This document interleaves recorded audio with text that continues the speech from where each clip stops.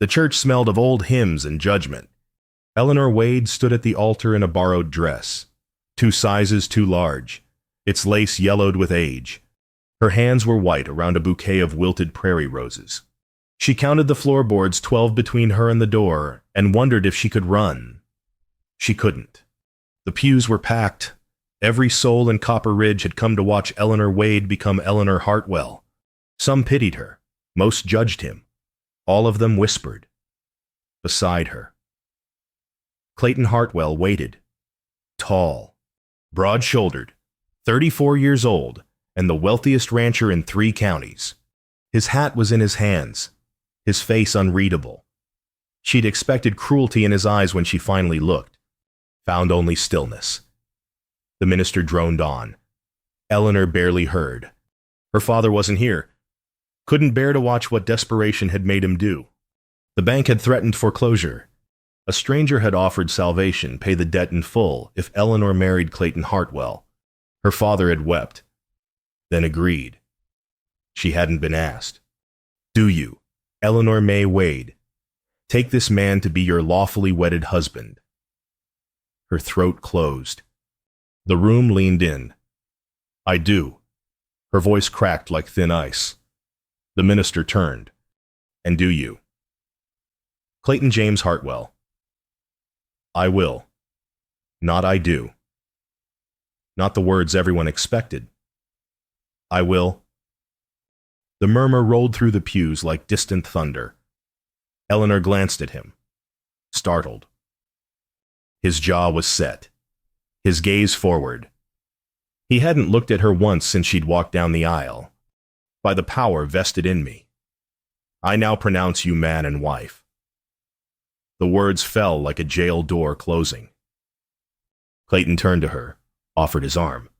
She stared at it, this man's arm, this stranger who now owned her future. Her hand hovered, 3 heartbeats. 4. She took it. His grip was careful, not possessive, just steady. They walked down the aisle through a gauntlet of stairs. Outside. The October wind bit cold. He helped her into the wagon without a word, his movements precise, distant. She flinched when his hand steadied her elbow. He noticed, stepped back immediately. Name's Clayton, he said quietly, gathering the reins. Reckon you know that already. She nodded, mute. You all right, Miss Wade? It's Mrs. Hartwell now. The words tasted like ash. He didn't answer right away. Just clicked to the horses, guiding them toward the foothills. Only if you want it to be, he finally said. Eleanor watched the church shrink behind them. The town watched them disappear into the distance, and Clayton Hartwell drove in silence, his eyes on the road ahead, his thoughts locked somewhere she couldn't see. The horizon stretched wide and empty before them. The Hartwell ranch rose from the valley like a promise she didn't trust. 2 stories of timber and stone, windows that caught the dying light, a porch that wrapped around 3 sides. Smoke curled from the chimney, warm and welcoming. It was bigger than any house Eleanor had ever known, bigger than her father's entire homestead. Clayton helped her down from the wagon. She stepped away as soon as her feet touched ground. I'll show you inside, he said. She followed him up the steps, across the porch, through a door that opened into warmth. The front room had a stone fireplace, a braided rug, furniture that looked hand-carved and cared for. The smell of wood smoke and coffee hung in the air. Kitchen's through there, Clayton said, nodding toward an arched doorway. Pantry's stocked. You need anything? Silas, my ranch hand, he goes to town Wednesdays. Eleanor nodded, still silent. He led her upstairs. The hallway was wide, lit by oil lamps already burning low. He stopped at the second door on the right, pushed it open. This is your room. She stepped inside. 4-poster bed, quilt in shades of blue and cream, a washstand, a window facing east, and on the inside of the door, a lock. Clayton pointed to it. Use it if you need to. I won't knock unless you ask me to. Eleanor stared at the lock, then at him. You understand? He asked. Yes, she whispered. He nodded once. I'll leave you to settle. There's supper if you're hungry. He left, pulled the door shut behind him. Eleanor stood in the center of the room, heart pounding. She crossed to the door, turned the lock, heard it click home. Then she sat on the edge of the bed and stared at her hands. She didn't cry. Couldn't. Just sat there as the lamplight flickered and the house settled around her. Downstairs, Clayton ate alone at the kitchen table, 2 plates set, hers untouched across from him. He looked at it for a long time. Then he wrapped biscuits in a clean napkin and carried them upstairs. He left them outside her door without knocking. Morning came cold and gray. Eleanor woke to find the plate still there, biscuits wrapped in cloth that smelled faintly of lavender. She picked it up, brought it inside, ate sitting on the edge of the bed. The biscuits were cold but honest. Downstairs, voices drifted up through the floorboards. Town's already got opinions. Boss? That was Silas. She'd seen him yesterday. Older man with kind eyes and a crooked grin. Town can keep 'em. Clayton's voice, flat, final. They're saying you got yourself a pretty bargain. A pause. Then, she's not a bargain. She's my wife. Eleanor pressed her hand against the door. Listening. Just saying what I heard. Silas muttered. Then stop hearing it. Boots crossed the floor. The door opened and closed. Silence returned. Eleanor stood there a long time. Then she unlocked her door. Didn't open it. Just unlocked it. That evening. She found fresh bread on the kitchen table. Still warm. 3 days passed in careful silence. Eleanor moved through the house like a ghost. Ate when Clayton wasn't in the kitchen. Stayed in her room when he was downstairs. They crossed paths twice, once in the hallway, once on the porch, and both times he nodded and stepped aside. He never pushed, never asked, just left space. On the 4th morning, she came downstairs to find him at the table, ledger open, coffee steaming in a tin cup. He looked up when she entered. Morning, he said. Morning. She poured herself coffee. Her hands shook slightly. She sat across from him, gripping the cup like an anchor. They sat in silence, not comfortable, not hostile, just there. Why? The word escaped before she could stop it. Clayton looked up. Why did you agree to marry me? He set down his pen, leaned back, studied her with those steady, unreadable eyes. Man named Garrett came to me 6 weeks ago, Clayton said. Said he had a business arrangement, a marriage contract. Common enough out here. Told me you were 19, from a good family fallen on hard times. Said it'd benefit both sides. Eleanor's chest tightened. And you said yes. I said I'd think on it. He paused. I'm alone here. House is too big for one man. Thought maybe it'd be good to have someone. You didn't know. Her voice was hollow. Know what? That I had no choice. His face changed. Something flickered behind his eyes, surprise, then anger, then something softer. No, he said quietly. I didn't know that. She told him then. All of it. The drought that killed their crops. Her father's debts piling up like stones. The bank's foreclosure notice. Garrett's offer one she couldn't refuse if she wanted her father to keep his land. He wept when he told me, Eleanor whispered. But he told me anyway. Clayton's jaw tightened. And you came. Where else was I supposed to go? Silence filled the space between them. I'm sorry, he finally said. She looked up, startled. If I'd known... He shook his head. I thought it was mutual. A practical arrangement. When I saw you at that altar, He stopped. I saw your face. I understood then. But it was too late to stop it without shaning you worse. So you married me anyway. I did. He met her eyes. And I meant what I said. You're my wife. But that don't mean I own you. The words settled between them. Eleanor felt something shift small, fragile, but real. A knock at the door broke the moment. Clayton rose, opened it. A boy stood there, holding an envelope. From the Church Ladies' Committee, Mr. Hartwell. Clayton took it, nodded, closed the door. He read the letter, face darkening. Then he crossed to the fireplace and threw it in.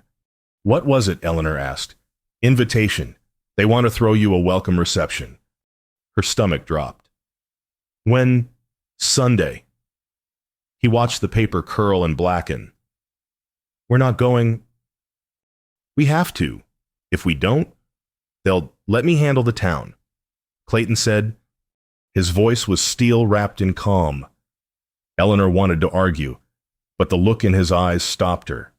That night, she left her door open, not wide, just enough for lamplight to spill into the hall. Clayton saw it when he came upstairs. He paused, didn't say anything. But the next morning, there was fresh bread on the table again, still warm.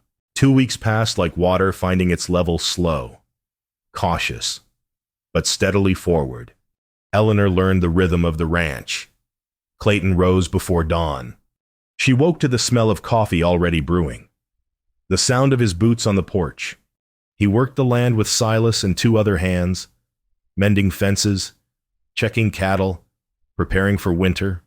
She found her own rhythms, baking bread, mending clothes, small things, useful things. They spoke more now. Not much, but more. One morning, Clayton asked if she wanted to learn to ride. She hesitated, then nodded. He brought out a chestnut mare, gentle-eyed and patient. This is Clementine. She's as sweet as they come. He showed Eleanor how to hold the reins, how to sit, how to signal. His hands guided hers careful, never lingering. The mare shifted beneath her, warm and alive. You're doing fine, Clayton said. The horse nuzzled Eleanor's shoulder. She laughed a startled, genuine sound. It surprised them both. Clayton smiled. Just a little. Just enough. They went to town the following Wednesday for supplies. Copper Ridge was small, one main street, a general store, a church, a saloon. The kind of place where everyone knew everyone's business, and most of it wasn't true. Eleanor felt the stares the moment they stepped down from the wagon. Women whispered behind gloved hands. Men smirked and nudged each other. Clayton walked beside her, steady and silent. His presence a wall between her and their judgment. Inside the general store, Mrs. Hawkins weighed flour and sugar without meeting Eleanor's eyes. Outside, a drunk cowboy leaned against a post, grinning. Well, well, he drawled. If it ain't the new Mrs. Hartwell, how's married life treatin' you? Darlin' Hartwell break you in gentle. Eleanor froze. Clayton moved. Not fast, not loud. Just moved stepped between her and the cowboy, his eyes winter cold. You got something to say? Clayton said quietly. You say it to me. The cowboy's grin faltered. He looked at Clayton, really looked, and whatever he saw there made him step back. I didn't mean nothing by it, the man muttered. Then don't say nothing. They left without another word. In the wagon, Eleanor sat stiff and silent. Clayton drove, jaw tight. I'm sorry, she finally said. He glanced at her. For what? For this, the gossip, the way they look at you. They can look all they want. Clayton said, don't change what's true. And what's true? He was quiet a moment. That you're here, that you're safe. That's all that matters. Eleanor looked at him, really looked, saw the lines around his eyes, the set of his shoulders. The way he held the reins like he held everything else steady, unshakable, kind. "Thank you," she whispered. He nodded. Didn't say anything more. That evening, as the sun set red and gold over the mountains, Clayton found Eleanor in the yard. She was planting something bulbs, small and brown. "What are those?" he asked. "Tulips," she said, "for spring." He watched her press them into the earth, cover them gently. "You think you'll still be here come spring?" She looked up, met his eyes. "Yes," she said. "I think I will."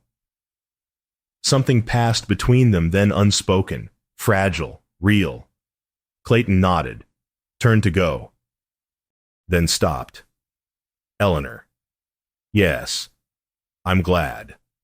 He walked back to the house.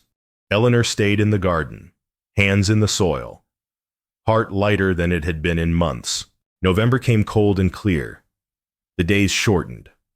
Frost glazed the grass each morning. Eleanor learned to stoke the fire, to make stew that lasted, to mend Clayton's shirts where the seams had worn thin. They talked more now. About the weather, the cattle, small things that filled the space between them. But some nights, silence said more. It was late past midnight when Eleanor woke and couldn't fall back asleep. She wrapped a shawl around her shoulders and padded downstairs. Clayton sat on the porch, alone, staring at the stars, in his hands. A photograph creased and fading. Eleanor hesitated, then stepped outside. "Couldn't sleep?" she asked softly. He glanced up, didn't hide the photograph. Not tonight. She sat beside him, not close, just near. "May I?" He handed her the photograph, a woman with kind eyes and dark hair, a bundle in her arms, barely visible. "Mary," Clayton said. "My wife, and our son." Eleanor's breath caught. "Clayton, she died in childbirth, 5 years ago. The baby didn't make it either." His voice was steady, but distant. "I thought I'd buried that pain, but some nights it comes back." Eleanor looked at the photograph, at the woman who'd loved him first, at the child who'd never drawn breath. "I'm sorry," she whispered. "I am too." He took the photograph back, tucked it into his pocket. "I married you because I was tired of being alone. That's the truth, but I didn't marry you to replace her. No one could." "I know." They sat in silence. The stars wheeled overhead, ancient and indifferent. Somewhere in the distance, a coyote called. "Do you still love her?" Eleanor asked. "Every day." He looked at Eleanor then. "But grief don't mean you stop living. Mary wouldn't want that. Neither would my son." Eleanor nodded, felt tears prick her eyes, not for herself, but for him. "You're a good man, Clayton Hartwell." He huffed softly. "Town might disagree. Town doesn't know you. And you do." She considered. "I'm starting to..." He smiled, then small, sad, real. They stayed on the porch until the cold drove them inside. The next Sunday, Eleanor stopped wearing the borrowed dress tucked in her wardrobe.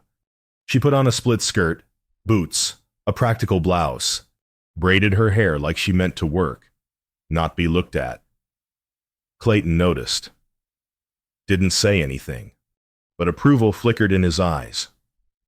They mended fence together that afternoon. Eleanor held the posts while Clayton drove the nails. She was stronger than she looked, her hands calloused now, her arms lean. "You're a natural," Clayton said. She grinned. "You're just saying that." "I don't say things I don't mean." She believed him. That evening, the minister came calling. Reverend Hayes, older man with a white beard and too much concern in his eyes. "Mrs. Hartwell," he said warmly. "The ladies are hoping you'll join them for the social next Sunday. Quilting circle, tea, fellowship." Eleanor's stomach tightened. Clayton started to speak, but she cut him off. I'll think about it. Reverend. Hayes smiled. Wonderful. The Lord calls us to community. After all. When he left, Clayton looked at her. You don't have to go. I know. She met his eyes. But maybe I should. Why?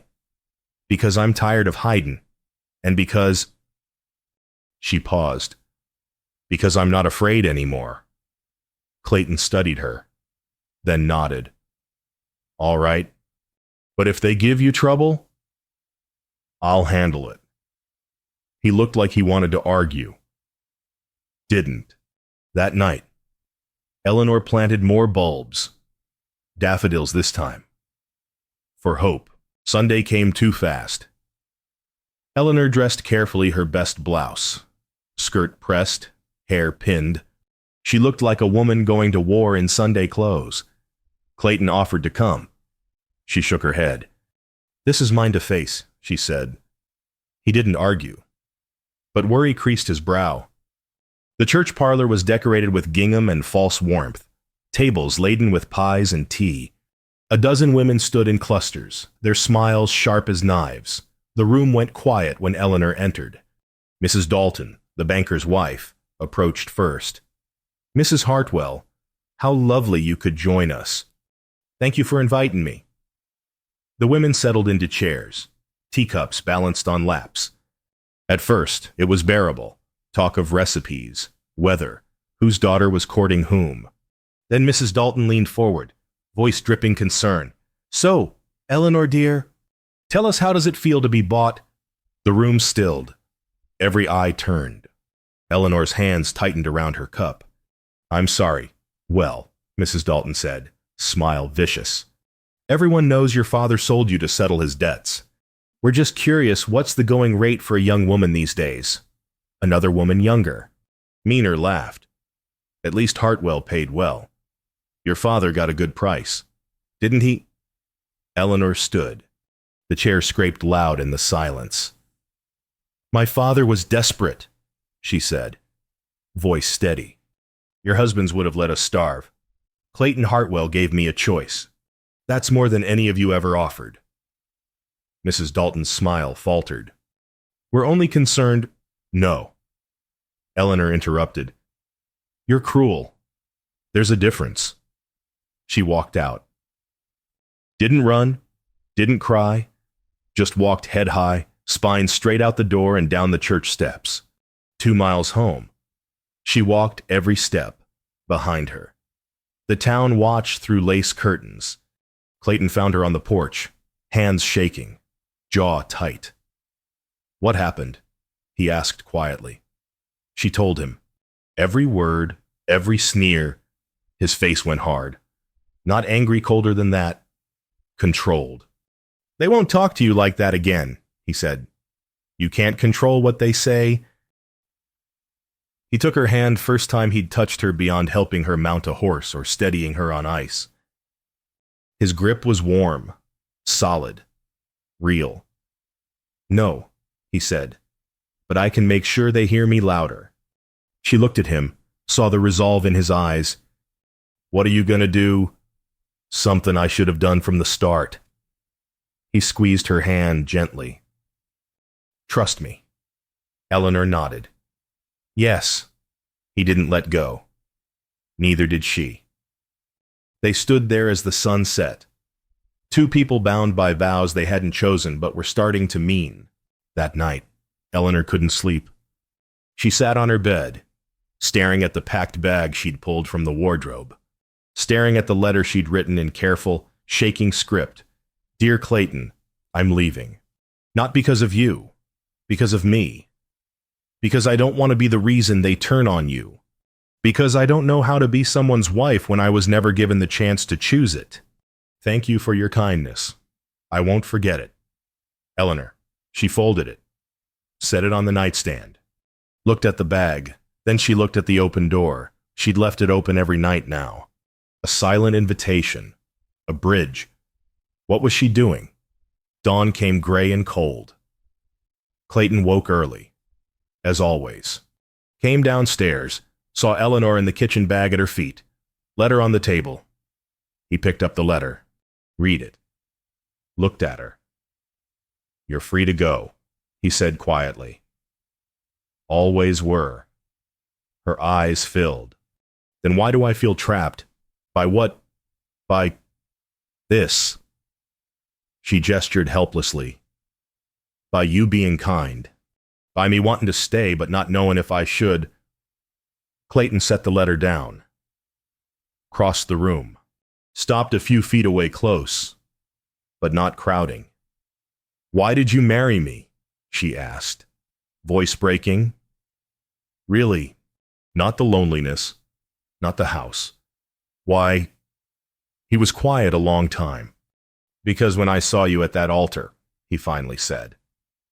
I thought maybe we could both stop being lonely. Maybe we could both start over, not as strangers bound by paper, but as two people choosing each other. But I didn't choose you. I know. He met her eyes. So I'm asking now. Choose. Stay or go. Either way, you're free. Eleanor looked at him. At this man who'd given her safety, patience, kindness, who'd stood between her and the world's cruelty, who'd asked for nothing but her comfort. If I stay, she whispered, what then? Then we face 'em together, not me protecting you, not you hiding. Together. She closed her eyes, felt the weight of the choice settle in her chest. Then she picked up the bag, unpacked it, crumpled the letter. I choose you, she said. Clayton exhaled slow, steady, relieved. Then let me do something for you, he said. For us. What? You'll see, Sunday. The week passed in a blur of preparation. Clayton rode to town twice, met with the land office, had papers drawn up, came home with documents he wouldn't let her see. Trust me, he asked. Yes, she said, and meant it. Saturday night. They sat by the fire. Clayton handed her a cup of coffee. Tomorrow, he said, I'm going to make a statement. In front of the whole town. Her heart seized. What kind of statement? The kind that'll silence 'em. The kind that'll show 'em you're not mine to own. You're mine to honor. She stared at him. Clayton, trust me, he said again. She nodded, took his hand, held it. Outside, the first snow began to fall. Sunday morning dawned bright and cold. St. Paul's Church stood white against the blue sky, its bell ringing clear across the valley. The whole town gathered same pews, same faces, same whispers. But today was different. Eleanor sat in the front pew, hands folded, heart pounding so hard she thought everyone must hear it. Clayton sat beside her, calm as stone. The service began. Hymns sung, scripture read. Then, before the sermon, Clayton stood. Reverend Hayes looked startled. Mr. Hartwell, with your permission, Reverend, I'd like to say a few words. Hayes hesitated, nodded. Clayton walked to the front, pulled a folded document from his coat, faced the congregation. The church went silent. Most of you know, Clayton began, voice steady, that Eleanor came to me through arrangement. Some of you think I bought her. Murmurs rippled through the pews. You're wrong. He unfolded the paper. What I bought was her father's debt, paid it in full. What I gave Eleanor was a way out. What she gave me, he paused, was a second chance at something I thought I'd lost. He held up the document. This is the deed to the northern quarter of my ranch, 200 acres, water rights included, as of yesterday. It's registered in Eleanor Hartwell's name. Hers alone. Gasps, whispers, shock. She can sell it, work it, or walk away from it and from me anytime she chooses. She's not my property. She's my partner. He looked directly at Mrs. Dalton, at the drunk cowboy in the back, at every face that had judged them. If any of you got something to say about how we came together, you say it to both of us. Together. He sat down beside Eleanor, took her hand. The church was silent. Then Eleanor stood. Every eye turned to her. I came here with nothing, she said softly. Clayton gave me everything. Not land, not wealth, dignity, choice, safety. Her voice steadied. I'm staying because I want to. Because he's a better man than most of you deserve. And because... She looked at Clayton. Because I choose him. She sat. Clayton squeezed her hand. The silence stretched taut, breathless. Then Mrs. Porter, oldest woman in town, stood slowly, bones creaking. I was wrong, she said clearly, about both of you, and I'm sorry. One by one, others nodded. Some looked ashamed, some still skeptical. But the venom was gone. Reverend Hayes cleared his throat. Well, I believe that concludes our announcements. Let us pray. After the service, people filed out quietly. A few stopped. That was a good thing you did, Hartwell. One rancher muttered, wasn't about being good. Clayton said, was about being right. Outside, in the cold sunlight, Eleanor turned to him. You gave me land, she whispered. I gave you freedom. He smiled. What you do with it is yours to decide. She kissed his cheek soft, brief, genuine. Thank you. They walked to the wagon together. The town watched them go. But this time, the silence wasn't judgment. It was respect. Spring came early that year. February thawed into March. Snow melting into mud, mud drying into soil. Green shoots pushed through the earth grass, wildflowers. The tulips Eleanor had planted in October. She stood in her garden, dirt under her nails, planting apple saplings. They wouldn't bear fruit for years. She planted them anyway. Clayton found her there, leaning on a fence post, watching. Those won't be ready for a long time, he said. She grinned. Then it's a good thing I'm not going anywhere. He smiled, came to stand beside her. Need help, always. They worked together, digging holes, setting roots, covering them gently. The sun warmed their backs. The wind carried the smell of new grass. That evening, they ate supper together at the kitchen table, not across from each other, side by side. Town's quieter now, Eleanor said. People forget fast, or pretend to. Some apologized. Some didn't. She shrugged. Don't need their approval. No, Clayton agreed. You don't. She looked at him. You ever regretted marrying me?